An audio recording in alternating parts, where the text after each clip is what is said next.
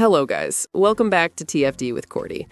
Now, look, I honestly didn't want to make this video, but if I'm going to sit here and call out players like Natasha Cloud or some of the others when they say things that are completely out of touch with reality when it comes to the league, the CBA, and the financial situation of the WNBA, then I've got to be fair. And that means today, we've got to talk about Sophie Cunningham. And listen, I like Sophie. I really do. If she came back to the Indiana Fever, I'd be happy about it. And even if she ends up on another team, yeah, I'll probably still watch some of her games.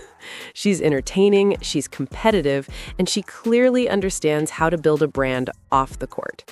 She's got business ventures, media opportunities, and of course, the Show Me Something podcast. But this is where things start to get a little crazy. Because when she starts talking about the CBA negotiations and what players deserve financially from the league, the logic just completely falls apart. Like, seriously, some of this shit makes you sit back and go, what the hell are we even talking about right now? The reality is the league has struggled to turn a profit for years. In fact, there's still debate about whether the WNBA has even turned a profit yet. Maybe this year? Maybe, but we still don't know for sure. Yes, players finally received a revenue-sharing bonus, which suggests things are improving, but that doesn't suddenly mean the league has unlimited money to hand out. This isn't some magical money printer where you just smash the damn button and cash flies out. So when Sophie Cunningham talks about continuing to push harder and harder in the CBA fight, like the players hold all the leverage, honestly, some of these comments are just bonkers. Absolute bonkers. Like, what the hell are we doing here? We've got a lot to get into. On the last CBA, the league actually came back to us last night at like 10 p.m. Nothing happened with the revenue share. And that is the whole thing what we're fighting for. They go and they change our salary cap, but only like half a percentage. Like they give us like 50 to 100,000 more dollars, which is like for individual players, or that's for teams. So it's like, oh, well, you're getting more money there. But it's like, no, salary cap doesn't necessarily mean it will even affect you directly. No, someone else could get right. That fully has nothing to do with you as like a player. No, and it makes literally no sense. And so they keep coming back and changing literally like half percentages. Yeah.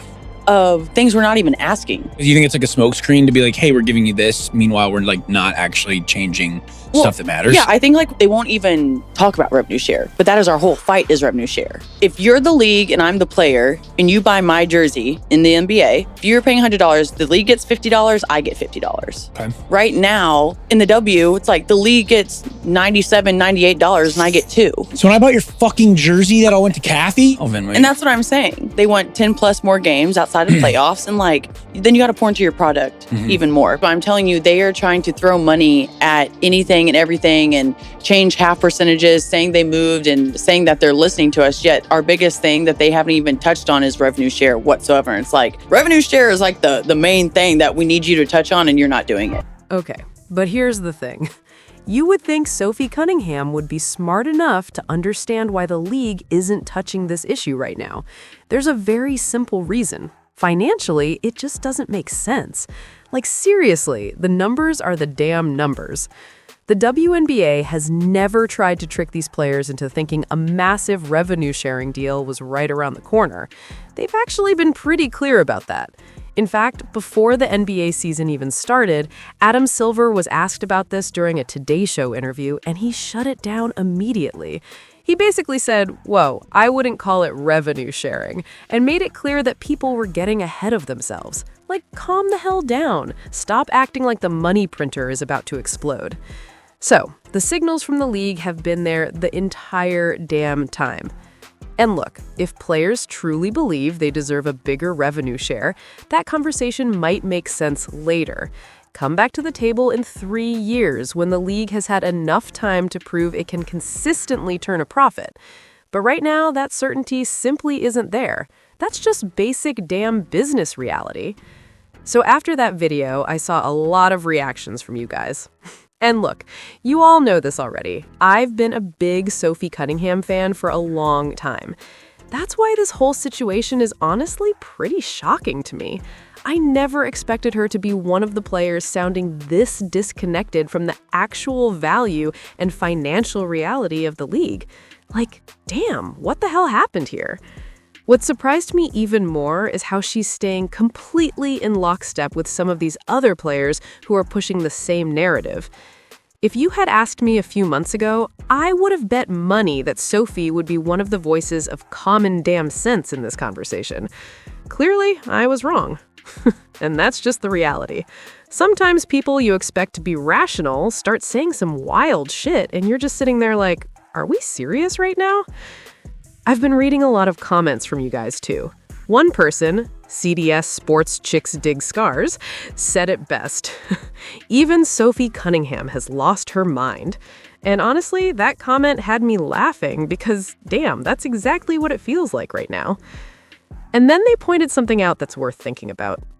This summer is stacked with sports. NWSL, MLS, MLB, the FIFA World Cup, tennis, golf, and even a new pro softball league starting up. If the WNBA skips the 2026 season, there's a real chance the league gets completely lost in the damn shuffle. That's not hate. That's just the brutal reality of the sports calendar. All right, I've got to be honest here. I genuinely cannot believe those were Sophie's comments on this situation. I really can't. If you had asked me before all of this started, I probably would have guessed she'd be one of the 20 players who didn't vote no on that survey the other day. But apparently not. And this is the part that a lot of these players just don't seem to understand. This whole situation isn't about what you think you deserve. It's not. Your feelings, your opinions, the emotions behind it, none of that means a damn thing when we're talking about a business. What matters are the actual economic numbers and whether the deal being proposed makes financial sense for the league. You have to take the emotion out of it completely, because at the end of the day, the money either exists or it doesn't. It's really that damn simple. And I was reading an article in the New York Daily News the other day, and there was this line claiming that the majority of fans are standing behind the players in these negotiations. And I'm sitting there thinking, really? Because if you look at the comment sections online, it feels like the exact opposite. 8 out of 10 comments are basically telling these players, you might want to take the deal that's on the table before this whole thing blows up. Right now, the players are kind of on an island with this stance. They are.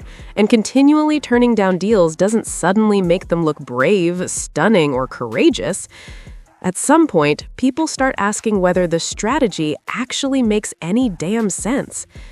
They keep saying, well, the league hasn't addressed revenue sharing yet. That's what we care about. Okay, but what the hell makes you think that's suddenly going to change right now? If the financials aren't there, they aren't there. It's not complicated. Stop pretending like the math is going to magically change overnight. And Sophie, look, I'm not saying your individual brand isn't worth more. It probably is. Realistically, you might be more valuable than most players in the league outside of maybe a handful of names. But that actually highlights the bigger issue. Because the reality is, the league could run games with rookie contract players and replacement-level talent, and a lot of the audience would still show up for the biggest stars. If there's a game featuring Caitlin Clark and Paige Buchers, people are going to tune in. That's just the damn truth. Fans are going to sit down and watch that matchup no matter who the hell fills out the rest of the roster. So yeah, I had to call this one out, because some of these comments just don't add up. You'd expect better analysis from players who are clearly intelligent and building brands off the court. But right now, this united front the players are presenting, it's not looking very convincing. Honestly, it's looking messy as hell. Anyway, tell me what you think in the comments below, and don't forget to like and subscribe.